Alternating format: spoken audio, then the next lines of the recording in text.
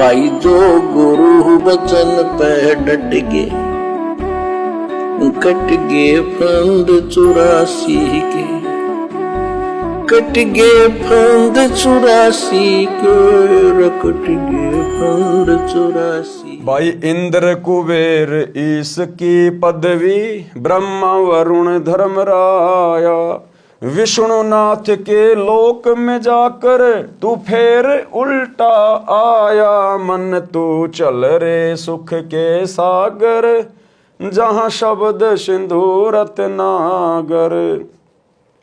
जैसे महात्मा बुद्ध था, वो सीधा विष्णु के लोक से आया था, क्योंकि जब कभी उसको मनुष्य जन्म प्राप्त था, उसने जैसी भी भक्ति की, कोई तप किया, कोई जप किया, कोई दान धर्म किया, क्योंकि सच्चा गुरु तो उसको उस जन्म में भी नहीं मिला।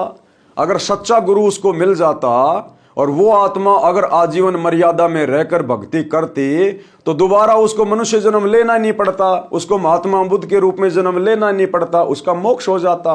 लेकिन उस जीव ने सत भक्ति नहीं की, और जैसी भी भक्ति की, नकली साधु संतों के कहने से जो भी दान धर्म किया, उसके प्रतिफल में वो स्वर्ग में चला गया, विष्णु जी के लोक में।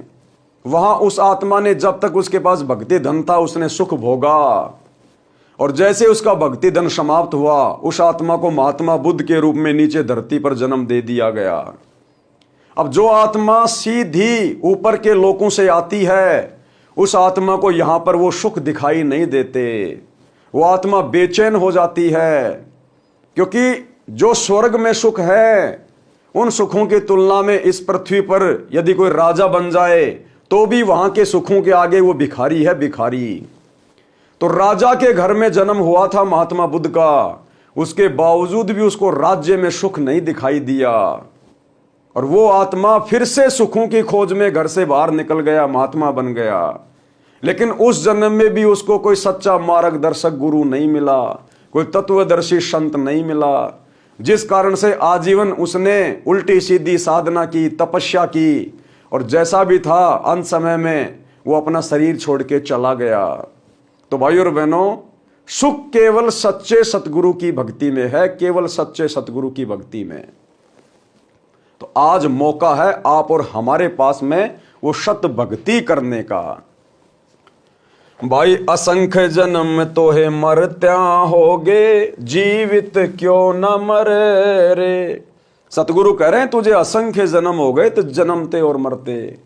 अरे तू जीवित क्यों नहीं मर रहा? जीवित मरने का मतलब है संसार की बकवादों से पीछे हटकर, इस गंदी राजनीति से पीछे हटकर, उल्टी साधना से पीछे हटकर, समाज की व्यर्थ की भक्ति बाधक परंपराओं से पीछे हटकर, रीति रिवाजों से पीछे हटकर, सतगुरु के ज्ञान को समझकर, तू सतगुरु से उपदेश लेकर सतगुरु के वचन पे चल। ये शराब पीना, मांस खाना, चोरी जारी करना, माता बहनों को गंदी नजर से देखना, रिश्वत लेना, भ्रष्टाचारी करना, 2 नंबर के काम करना, मिलावट करना, झूठ बोलना, छल कपट करना, कहते हैं इनको त्याग। ये मनुष्य के लक्षण नहीं है, ये एक सच्चे और नेक इंसान के लक्षण नहीं है। तो सतगुरु का ज्ञान समझ, सतगुरु की भक्ति कर, सतगुरु के वचन पे चल, संसार की बकवादों से और बुराइयों से पीछे हट। इसको कहते हैं जीवित मरना। अगर तू इस प्रकार से अपना जीवन यापन करेगा, एक नेक नागरिक बनकर, तो सतगुरु तेरा जीवन धन्य कर देगा। इसी जन्म में सतगुरु तेरी भक्ति पूरी करवा कर तुझे अपने परलोक ले चलेगा, तुझे सतलोक में ले जाएगा। उस सतलोक में ब्रह्मा विष्णु महेश का राज्य, ब्रह्मा विष्णु महेश के सुख, वहां पर हमारी चंपी करते हैं। 4 मुक्ति जहां चंपी करती, माया होरी दासी, दास गरीब अभय पद पर से वो मिले राम अविनाशी। जिस सतलोक में हम सतगुरु के साथ जाएंगे सत भक्ति करके, उस सतलोक में इतने सुख हैं, इतने ठाठ बाट हैं, यहां के ब्रह्मा विष्णु महेश के पास भी नहीं है। ब्रह्मा विष्णु महेश को जो सुख प्राप्त हैं, जो 4 मुक्तियां प्राप्त हैं, अर्थ धर्म काम मोक्ष, सतलोक जाने के बाद ये जीव आत्मा उन 4 मुक्तियों की तरफ तो थूकता भी नहीं है। इससे ऊपर का सुख है वहां पर, जिसको फिर ये जीवात्मा अखंड भोगती है, कभी जन्म मृत्यु में नहीं आती है, कभी कोई कष्ट नहीं, कोई रोग नहीं, कोई दुख नहीं, वहां कोई लड़ाई झगड़ा नहीं, किसी चीज का अभाव नहीं, सर्व सुख ही सुख, इसलिए उसको सुख सागर कहते हैं। तो गुरुदेव कहते हैं भाई असंख्य जन्म तो है मरत्या होंगे, कि असंख्य बार तू जन्म लेता है, गधा बनता है फिर तुझे मरना पड़ता है, कुत्ता बनेगा फिर भी तुझे मरना पड़ेगा, इंसान बनेगा तो भी तुझे मरना पड़ेगा, क्योंकि ये मृत लोक है, यहां कोई सदा अमर नहीं रह सकता। अरे अगर मरना ही है तो फिर वो कर्म क्यों ना कर, वो भक्ति क्यों ना कर जो तेरा सदा सदा के लिए जन्म मरण का ये रोग ही समाप्त कर दे।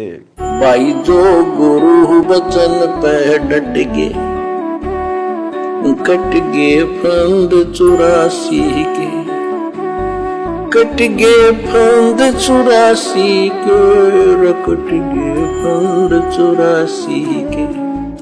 भाई जो